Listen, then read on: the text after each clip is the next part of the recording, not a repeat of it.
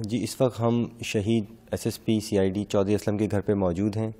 ان کی مسز نورین اسلم ہمارے ساتھ موجود ہیں. فورس کے حساب سے تو ان کو دنیا جانتی تھی، لیکن گھر میں وہ کس طرح کے شوہر تھے، کس طرح کے باپ تھے، نوکروں سے ان کا کس طرح کا بیہیویئر تھا، یہ تمام سوالات ہیں. اور ان کی آخری وقت جو ان کی میڈم سے گفتگو ہوئی تھی وہ بھی ہم پوچھیں گے.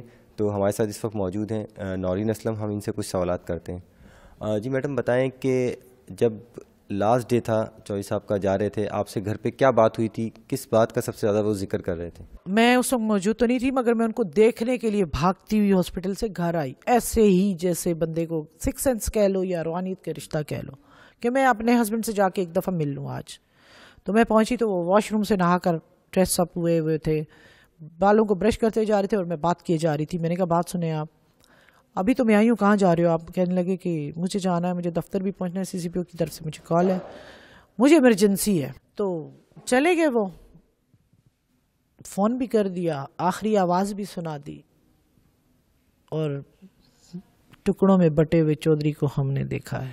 جب آپ دبئی میں تھیں تو آپ کو ارجنٹ کال آئی آپ کے گن مین کی اور ڈرائیور کی کہ آپ فوری طور پہ آئیں.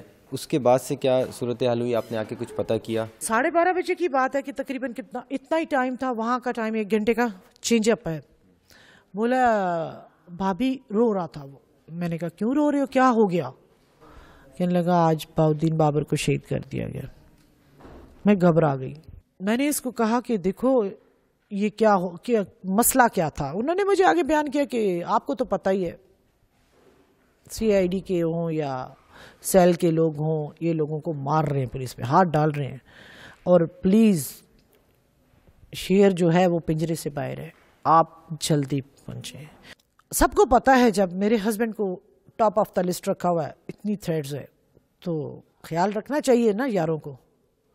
جو دوستیوں کی دعوے ٹھوکتے ہیں وہ دوست ان کا خیال کرتے نا، گاڑی دیتے ان کو. آج اگر ہوتے تو خالی زخمی ہوتے تھوڑے. وہ گاڑی بھی کسی دوست نے دی تھی؟ وہ گاڑی دوست نے دی تھی ان کی. آپ کی بات ہوئی ان سے کہ واپس؟ نہیں، میری بات نہیں ہوئی، نہ میرے پاس وہ عیادت کے لیے آئے نہ تعزیت کے لیے آئے. یہ میں نے دیکھا تھا کہ شیشہ تھوڑا سا ڈیمیج تھا، اور یہ کیوں تھا یہ مجھے نہیں معلوم. یہ 1 سال تھوڑا اس میں ایک لائن اسکریچز تھا.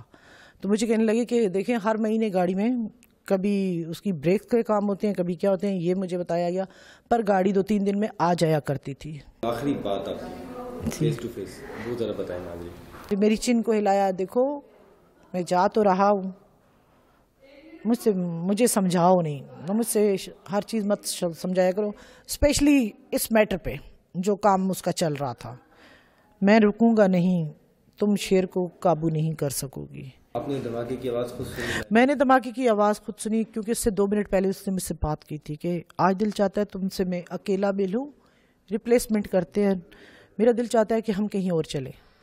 میری کچھ طبیعت خراب تھی دن کو، تو اس لیے میں نے ان سے کہا کہ آج نہیں ہم کل ملیں گے. کہنے لگے پھر آپ کا بھی خدا حافظ، تو آپ کے چودھری کا بھی اللہ ہی حافظ ہے. میڈم پوری دنیا نے چودھری صاحب کو جب بھی دیکھا ایک وائٹ ڈریس میں دیکھا. اس وائٹ ڈریس کے پیچھے کیا کہانی تھی؟ کس کی پسند تھی، آپ کی یا چودھری صاحب کی؟